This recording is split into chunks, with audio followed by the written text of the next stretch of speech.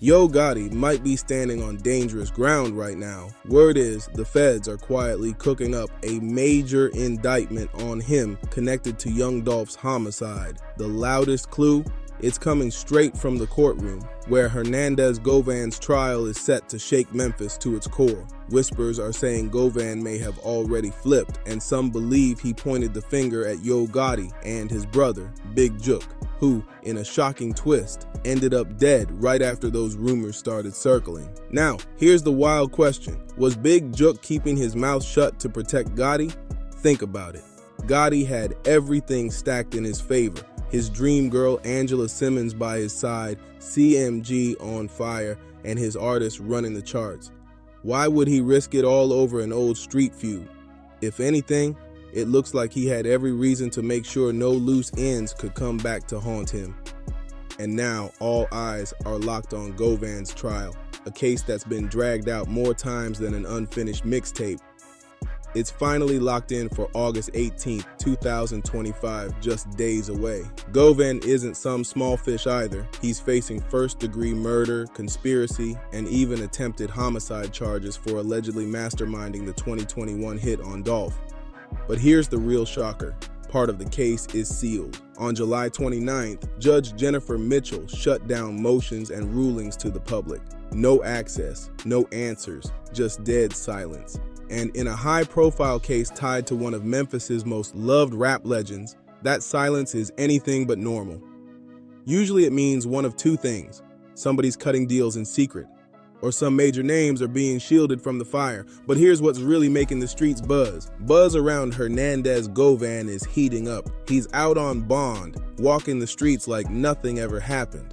We're talking about the man accused of being the mastermind behind a high-profile murder plot, yet he's chilling on a $90,000 bond even after violating it. Out of all the co-defendants, he's the only one granted bond and somehow got it reinstated after breaking the rules.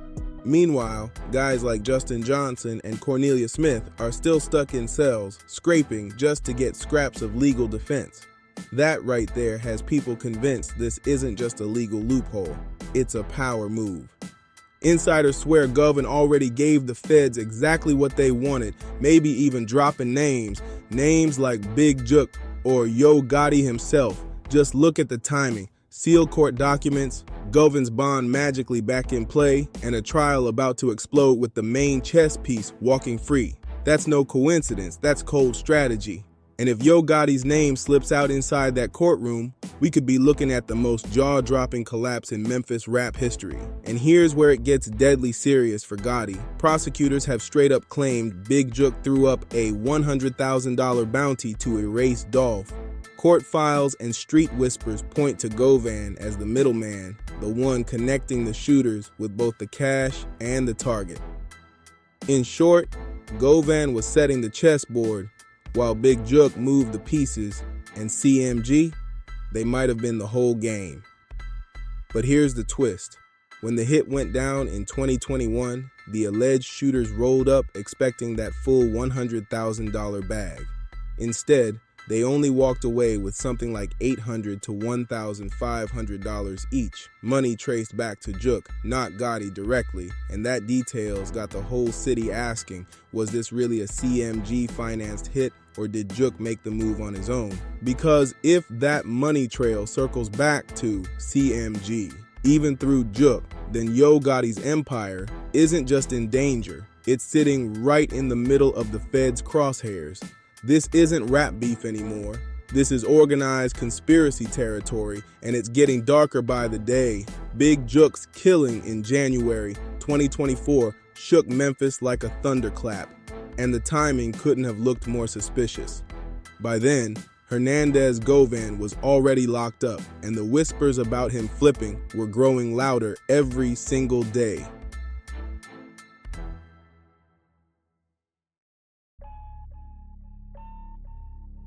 Then, boom, Jook gets taken out. Some folks swear it was Dolph's people finally getting revenge, but others believe it was a straight-up cleanup job. erasing Jook before he could ever be used against the bigger names in play. When you line that up with Govan's trial being sealed shut, him somehow still walking free on bond, and Yo Gotti staying stone silent on his own brother's murder, the whole thing feels less like grief and more like strategy. Publicly, Gotti's been all smiles, stacking awards, locking down deals, flexing next to Angela Simmons. But behind the curtain, word is CMG's been tightening up its circle, bracing for a storm that could swallow everything. Because if Govan starts dropping names in court, the next target won't be just anyone. It'll be Yo Gotti himself.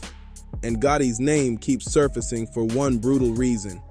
The one man who might have taken the fall for him is gone. Jook wasn't just Gotti's brother. He was the money man, the logistics mastermind, and the key link between CMG and the shooters accused of gunning down Young Dolph. His death hit Memphis like a silent bomb. No suspects, no arrests, just a major street figure erased outside a restaurant, only hours after he'd been at a family burial. To anybody really paying attention, this wasn't random at all. This was surgical. Jook was killed right after a funeral, in a setting so low-key it made the hit look effortless. Whether or not he was really flipping didn't even matter. Just the belief that he might was enough to paint a target on his back. And what really sets the streets buzzing is how Yo Gotti handled it.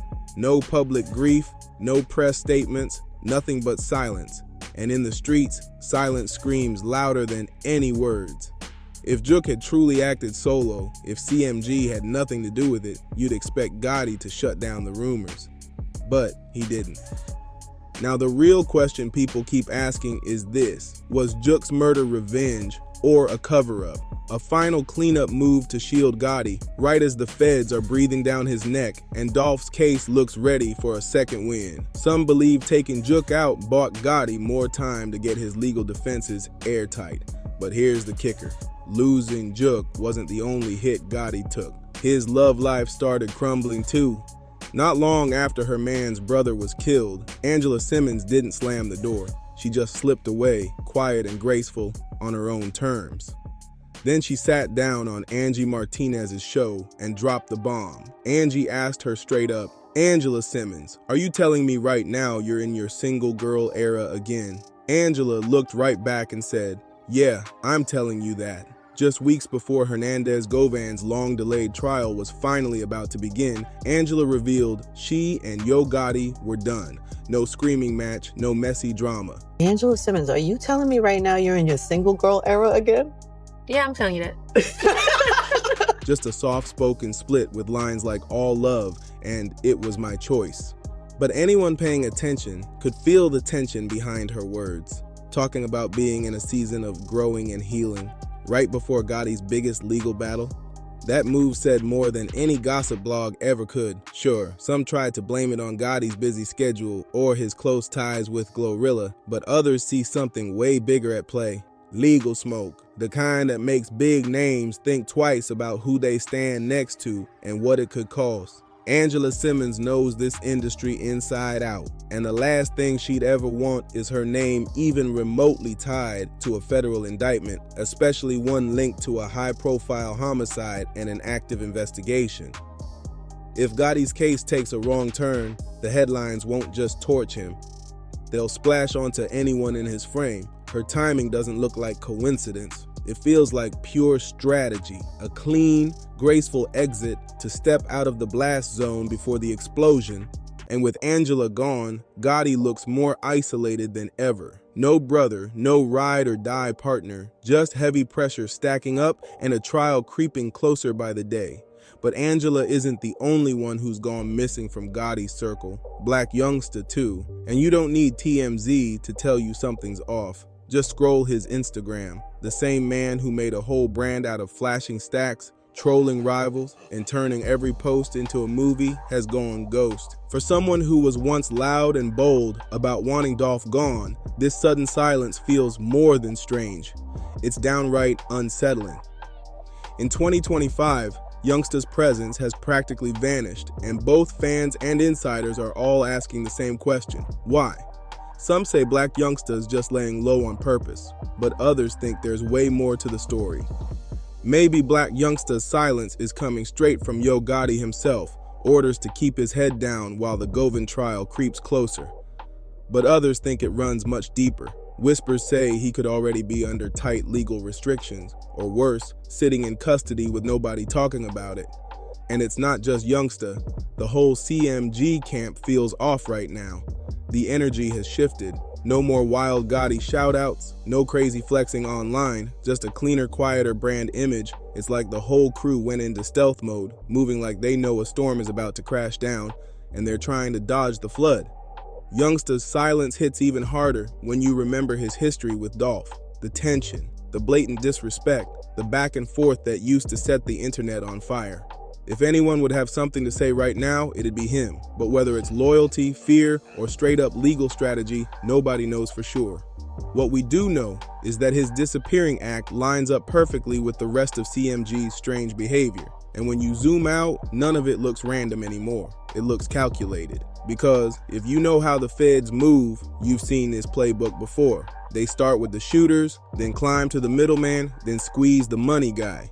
And once the whole structure's mapped out and cracks start showing, they fire at the boss. Right now, all signs point to Yo Gotti being that final target. And we've already seen the first steps play out. Justin Johnson and Cornelia Smith, with one of them already flipped, spilling key details about the promised cash and exactly who gave the orders. That's the kind of federal leverage that can flip a life sentence into a bargaining chip. And right now, all eyes are locked on Hernandez Govan. If he's really cooperating, the feds aren't just looking at the shooters. They're digging for who funded it, who planned it, and who greenlit the hit on Young Dolph. If Govan handed over text messages, Cash App receipts, or any money trail pointing back to CMG's top brass, then we're talking straight RICO territory. Because once prosecutors can prove the hit was organized, financed, and carried out through a structured crew, the whole thing gets flipped into a criminal enterprise. The pressure isn't just real, it's climbing by the day, and every thread seems to lead back to the same point. The brazen daylight murder of Young Dolph at Makita's homemade butter cookies in 2021. What started as a heartbreaking tragedy for Memphis is unraveling into something far more calculated, a tightly run operation being dismantled piece by piece. If those dots connect, this won't just be a Memphis case anymore.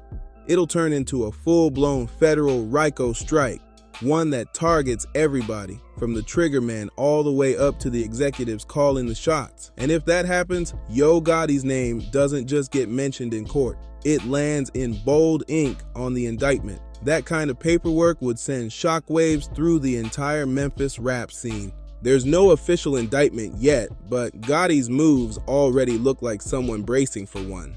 This isn't just him going quiet online. He's erasing himself from sight. The same man who once proudly called himself the face of Memphis, from red carpets to rolling loud stages, is now moving strictly in shadow.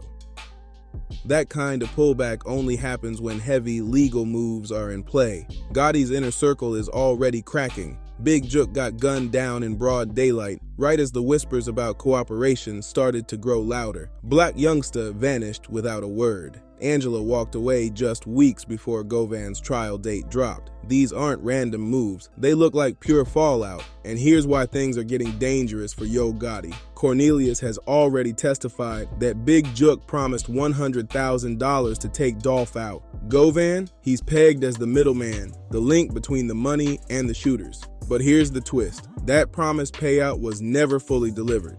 And in the streets, a broken promise can turn into broken silence real quick. Right now, Govan is the only major player in this whole case who isn't either locked up or dead. That alone screams one thing. He gave the feds something they value. In a murder-for-hire setup, it doesn't matter if you never pulled the trigger. If you funded it, planned it, or even knowingly allowed it, the law hits you with the same weight. And if Govan handed over phone logs, payment records, or proof that CMG money was tied to the hit, that's all prosecutors need to lock this down. And that's why this trial is so dangerous. Because it's not just about what the public sees in court, it's about the sealed evidence we don't see. Prosecutors don't seal cases to protect the guilty.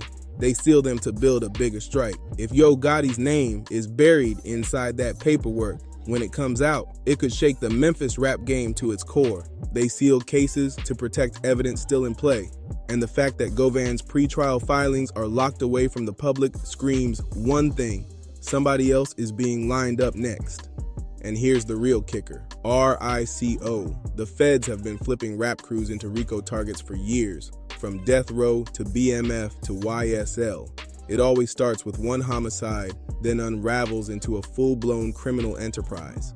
And CMG, they check every single box: business structures, documented beefs, internal money trails, and direct ties to violent acts. The Dolph murder isn't looking like some rap beef gone too far anymore. It's starting to look like a paid contract hit, and that's exactly the kind of setup that opens the door for a federal RICO strike. Under that kind of charge, Gotti doesn't need to pull a trigger or even send a text. If prosecutors prove he knew about the plan and let his network run it, the hammer drops on him just the same. And if Gotti goes down, it's not just a fall from grace, it's the collapse of one of the most powerful camps in Southern hip-hop. The gears are already turning and the walls are closing in. So make sure you hit that subscribe button, like this video, drop your thoughts in the comments, and share it with your people, because this storm is only getting started.